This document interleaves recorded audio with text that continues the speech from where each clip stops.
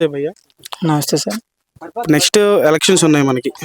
మరి ఆ ప్రజల యొక్క ఆలోచన విధానం ఎలా ఉంది? పరిపాలన చూసి మీకు నచ్చిందా? నచ్చలేదా? ఇదే పరిపాలన కావాలా? పరిపాలన మారాలనుకుంటున్నారా? పరిపాలన మారాలనుకుంటున్నామండి. హ్మ్. ఇదే పరిపాలన అయితే చాలా ఇబ్బందిగా ఉంటున్నాయి. అన్ని రేట్లన్నీ పెరిగిపోయినాయి. దానివల్ల జనాలు కూడా చాలా ఇబ్బంది పడుతున్నారు. హ్మ్. ప్రతిదీ నిత్యావసర సరుకులేంటి ప్రతిదీ కూడా హ్మ్. చాలా దారుణంగా పెరిగినాయి కదా! హ్మ్. దానివల్ల జనాలు చాలా ఇబ్బంది పడుతున్నారు. హ్మ్. ఇప్పుడు పొద్దునుంచి సాయం దాకా పని చేసుకొని కూలి పని 600 వస్తుంటే హ్మ్. ఇలా నిత్యావసర సరుకులకే మనకి అయిపోతుంటే జనాల్లో కూడా చాలా ఇబ్బంది పడుతున్నారు కదా! హ్మ్. దాని గురించి ప్రభుత్వం మారాలని మేము కోరుకుంటున్నాం. హ్మ్. ఇప్పుడు పాలకొల్లు చుట్టుపక్కల గ్రామాల్లో రాజకీయ పరంగా పోటీ గురించి ఏం చెప్తారు మీరు? నేనైతే నిమ్మల రామానాయుడు గారే రావాలనుకుంటున్నాను. హ్మ్. ఆయన పరిపాలన చాలా బావుంటది. అప్పుల్లో కూడా ఆయన మన పుష్కరాల టైంలో కూడా నిధులొచ్చిన టైంలో కూడా ఆయన చాలా బాగా చేశాడు. ప్రతిదీ హ్మ్. అభివృద్ధి చెంది జనాల్లో కూడా గుర్తింపు పొందాడుమాట ఆయన. హ్మ్. దాని గురించి నిమ్మల రామానాయుడు గారు చేసిన పనులు అందరూ ఎప్పటికీ మర్చిపోలేరు. హ్మ్. ఒక బస్ స్టాండ్ కాడేంటి ఏదైనా సరే ఒక అదే సిమెంట్ రోడ్లేంటి ఎక్కడ పడితే అక్కడ స్ట్రీట్ లైట్లు, ఒక అన్నా క్యాంటీన్ కూడా ఆపేసినా సరే ఆయన చాలా బాగా నడిపిస్తున్నాడు. ఈనాడుకి కూడా ఆయన చాలా బాగా నడిపిస్తున్నాడు. హ్మ్. దానివల్ల మనమే చెప్పక్కర్లేదు. ఎవరినడిగినా సరే ఆయనే రావాలనుకుంటారు. ఆయన పరిపాలన కూడా చాలా బావుంటది. అంటే ఇటువంటి నాయకుడిని మీరు గతంలో ఎప్పుడైనా విన్నారా? ఇటువంటి నాయకుడి గురించి చూసారా ఎప్పుడైనా? నేనైతే ఎక్కడ చూడలేదు. మామూలుగా నిమ్మల రామానాయుడు గురించి అసెంబ్లీలో కూడా చెప్పుకుంటారు. ఎందుకంటే ఆయన చేసిన పనులు కూడా అలా చేస్తూ ఉంటారాయన. హ్మ్. ఆయన చేసిన పనులంటే 1, 2 కాదు. అన్నీ చాలా బోలెడున్నాయి మామూలుగా చేయాలంటే. ఏదైనా సరే ఆయన ప్రతిదానికి ఇంటికొచ్చి ఎవరైనా చనిపోయినా దేనికైనా పరామర్శ చేయడంలో కూడా ఆయన గర్వంగా ఉండడు. నేను ఒక ఎమ్మెల్యేని నేను ఆ ఇంటికెళ్ళడం ఏంటి అని కూడా చూడడు. ప్రతిదీ వచ్చి అందరిని చాలా బాగా పలకరించి అందరిని ఓదార్స్తాడనమాట. సో, ఈసారి ఎవరికి ఎంత మెజారిటీ వస్తదనుకుంటున్నారు ఇక్కడ? ఇంకా అప్పుడైతే 30,000 మెజారిటీతో నిమ్మల రామానాయుడు గారు నెగ్గారు. ఇప్పుడు దానికన్నా ఇంకా అప్పుడంటే జనసేన ఉన్న వల్ల ఓట్లు చీలిపోయినాయి. ఇప్పుడు అది కూడా పొత్తున్నం వల్ల ఆ 30,000 కూడా ఇంక వచ్చి భారీ మెజారిటీతో నెగ్గుతాడని మేము ఇంకా అందరం అనుకుంటున్నాం. Okay. Okay. Thank you. Okay. నమస్తే అండి. నెక్స్ట్ ఎలక్షన్స్ ఉన్నాయి.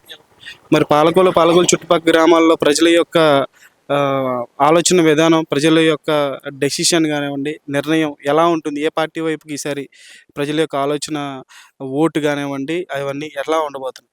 ఏ వైపు ఉండడం ఏంటండి మళ్ళీని నిమ్మల రామారెడ్డి గారే వస్తారండి. ఆయనే రావాలి మళ్ళీని. ఆయనకి మళ్ళీ మినిస్టర్ పదవి ఇవ్వాలి. ఈసారితో మూడోసారి నెగ్గుతారు ఆయన.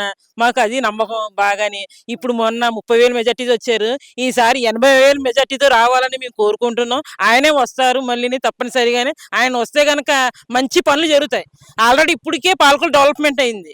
మళ్ళీ ఆయన మినిస్టర్ పదవి ఇస్తే గనక ఊర్లు కూడా డెవలప్‌మెంట్ అవుతాయి. పక్కన చుట్టుపక్కల ఊర్లు కూడా డెవలప్‌మెంట్ అవుతది. పాలకొల్లు కూడా డెవలప్‌మెంట్ అవుతది. చాలా బాగా జరుగుతదండి. ఆయన రావాలని నిజంగానే కోరుకుంటున్నాం. మనస్ఫూర్తిగా కోరుకుంటున్నాం. చాలా బాగా చేస్తారాయన. చాలా మంచి మనిషి. మానవత్వం ఉన్న మనిషి. మంచిగా ఉంటారు. అన్ని పనులకి సహకరిస్తారు. అన్నిటికి ఉంటారు. ఎటువంటి అభివృద్ధి కార్యక్రమాలు చేశారాయన? ఎన్ని అభివృద్ధి పనులంటే అండి చాలా వరకు చేశారండి. పాలకొల్లు డెవలప్‌మెంట్ సరిపోతుంది కదండీ! అంతకుముందు అలాగున్నదేంటండి. రోడ్లేయడం ఏంటి, అన్నీ ఏంటి, అన్నిటికిని ఆయనే అండి. హ్మ్. నిమ్మల రామానాయుడు సార్ గారు. అంటే హ్మ్. ఇక్కడ పోటీ లేదంటారా? ఉందంటారా? పోటీ ఎలక్షన్ అంటే పోటీ ఉంటది తప్పనిసరిగానే. పందెంలో 2 పుంజులుంటాయి. అలాగే ప పు పోటీ ఉంటది. పోటీ ఉండకుండా ఉండదు. గానీ సార్ మాత్రం తప్పనిసరిగా వస్తది. ఆ నమ్మకం మాకున్నది. మళ్ళీ ఆయన్నే గెలిపించుకుంటాం. ఆయన్ని మళ్ళీ మినిస్టర్ పదవి ఇమ్మని కూడా మరి చంద్రబాబు నాయుడిని అడుగుతాం. హ్మ్. ప్రస్తుత పరిపాలన గురించి ఏం చెప్తారు? ధరల గురించి గాని, కరెంట్ బిల్లులు గాని, రోడ్లు గాని, రేట్లు గాని ఎలా ఉన్నాయి? అన్నీ ఎక్కువగా ఉన్నాయండి ధరలనేది. రోడ్ల గురించి అంటే గనక ఇప్పటికి చాలా మటికి బానే ఉన్నాయి. ఇంకా రోడ్లు ఇంకా ఎయ్యాలి. ఇంకా ఏస్తే ఇంకా బాగా డెవలప్‌మెంట్ అవుతాయి ఇంకాని బాగాని. హ్మ్. హ్మ్. సో, రాష్ట్ర వ్యాప్తంగా కూడా పరిపాలన మారాలని కోరుకుంటున్నారా?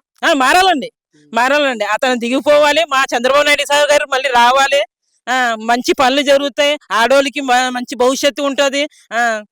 సో, ఇక్కడ లోకల్‌గా లో పాలకొల్లు చుట్టుపక్కల రాష్ట్ర వ్యాప్తంగా టీడీపీ రావాలని కోరుకుంటున్నారు. టీడీపీ మరి రావాలి. లోకల్‌గా టీడీపీ వస్తదండి. అస్సల టీడీపీ పోటీ లేదండి. టీడీపీ మాత్రం వస్తది. అది నమ్మకం మాకు. పాలకొల్లు చుట్టుపక్కల మాత్రం ఎవరు రావాలి? నిమ్మల రామారెడ్డి సార్ గారు. హ్మ్. ఖచ్చితంగా ఇంకా ఖచ్చితంగా. దానికి డౌటే లేదా? డౌటే లేదండి. ఓకే. హ్మ్. Thank you. నమస్తే. ఇప్పుడు నెక్స్ట్ ఎలక్షన్స్ ఉన్నాయి కాబట్టి పాలకొల్లు చుట్టుపక్కల గ్రామాలు గాని ప్రజల యొక్క నిర్ణయం ఎలా ఉంది? ఈసారి ఏ పార్టీ వైపుకి చూస్తారు? ఓట్లేస్తారు? అఖండ మెజారిటీతో భారీ విజయం ఏ పార్టీకి అందజేస్తారు ప్రజలు అంటే ఏం చెప్తారు? నేనైతే చెప్పడం అయితేనండి, మా నాయుడు నాటుడు అసలు ఎమ్మెల్యేని. నాకు 65 సంవత్సరాల వయసు అండి ఇప్పటికి. ఇప్పుడు మా నియోజకవర్గంలో ఇటువంటి ఎమ్మెల్యేని ఎప్పుడు చూడలేదండి మేము. అంత వర్కర్ అండి. పొద్దున్న లేస్తే ఏదో గ్రామం వెళ్ళాలి. అతను సొంత పనుల మీదకి వెళ్తాను, నా సొంత పనులు చూసుకోవాలా నాకు కాదండి. ఏదో కరోనా టైంలోనే ఇంటింటికి కూరగాయలు పంచి పెట్టాడండి ఆయన సైకిల్ మీద వచ్చి. ఆయనే వ్యక్తిగతంగా ఆయనే వచ్చి సైకిల్ మీద వర్షంలో గొడిగేసుకుని వచ్చాడండి. ఆ, ఆయన ఇటువంటి నాయకుడిని మీరు గతంలో ఎప్పుడైనా చూసారా? ఇప్పుడు చూడలేదు. అదే నేను అంటాను కదా, నాకు 65 సంవత్సరాల వయసు. ఇప్పటికి నేను ఇక ఈ మా నియోజకవర్గంలో అటువంటి ఎమ్మెల్యేని ఎప్పుడు చూడలేదండి అసలు. అంత వర్కర్ అని. ఆపోజిట్ పార్టీ వాళ్ళు కూడా రేపు పొద్దున్న వెళ్ళాడు అనుకోండి, వాళ్ళని కూడా న్యాయపరంగానే పనిచేస్తాడండి. అంతే తప్పగా నువ్వు నాకు ఓటేయలేదు, నువ్వు ఆపోజిట్ పార్టీ నా దగ్గర రావద్దు అని అన్నట్టు అసలు. మా ఊర్లో కూడా చేశాడండి అలా. వ్యక్తిగతంగా మంచి మనిషి అండి. వ్యక్తిగతంగా చాలా మంచి మనిషి అండి, మంచి వర్కర్ అండి. ఇవాళ అన్నా క్యాంటీన్ ఎక్కడ నడుతుందండి అసలు? ప్రతిరోజు నడుస్తున్నాడు కదండి ఆయన. రాష్ట్ర వ్యాప్తంగా అన్న క్యాంటీన్లు తీసేశారు. ఎవరో పెట్టినా కానీ ఆ దాతలను పిలిచి మొత్తం మీద పెట్టిస్తున్నాడు కదండి ఆయన. అన్నా క్యాంటీన్ పీకేశారు కదండి, పేదల పాపం అటు భోజనం చేసేదండి. మరి అది ఇవాళ మన ఆంధ్రప్రదేశ్లోనే ఏంటి, ఈ జగన్మోహన్ రెడ్డి వచ్చిన తర్వాత పీకేసిన తర్వాత నడిచేది పాలకొల్లోనే నడుతుందండి స్టార్టింగ్ నుంచి కూడా. ఇప్పుడు కూడా రామానాయుడు గారి ఆధ్వర్యంలో మెజారిటీ ఎంత, ఎవరికి ఎంత వస్తుంది అనుకుంటున్నారు? మేము అనుకోవడం అంటే ఈయనకి 20,000 పైన మెజార్టీ 25,000 వరకు కూడా రావాలండి ఈయనకి. ఎందుకంటారా, ఈయన్ని ఢీకుండే వాళ్ళు ఎవరో సరిపోరండి అసలు. ఎందుకంటే ఇప్పుడు ప్రతి వాళ్ళు నోటంట కూడా రామానాయుడిని మించిన వర్కరు ఎవరు లేరు.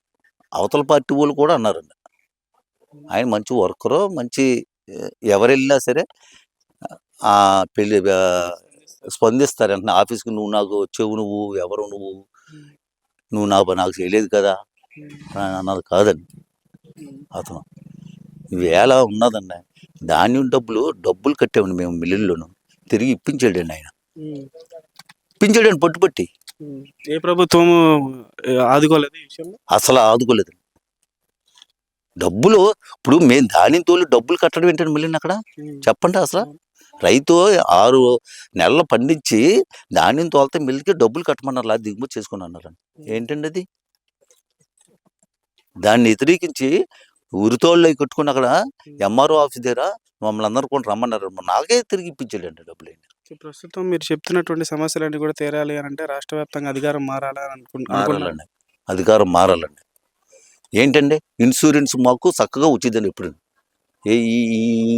కడతానంటాడో పంట నష్టం, మొన్న ఎంత నష్టం జరిగింది తెలుసండి నాకు. 40 బస్తాలు అవ్వాల్సిందండి 10 బస్తాలు అయిందండి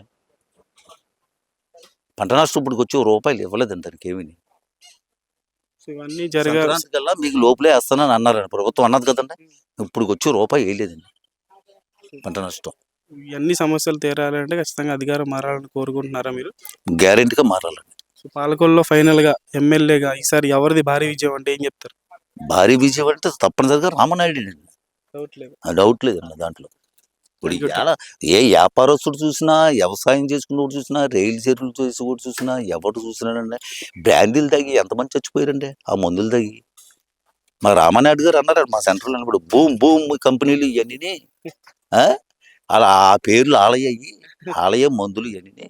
ఆ మందులు తాగి ఆరోగ్యాలు చెడిపోయి చచ్చిపోయారు చాలా మంది అండి. అసలు భారీ విజయం అంటారు ఈసారి తప్పనిసరిగా ఆంధ్రప్రదేశ్లో భారీ విజయంతో గెలిచేది ఈయనేనండి. Thank you sir. ఇక్కడి నుంచి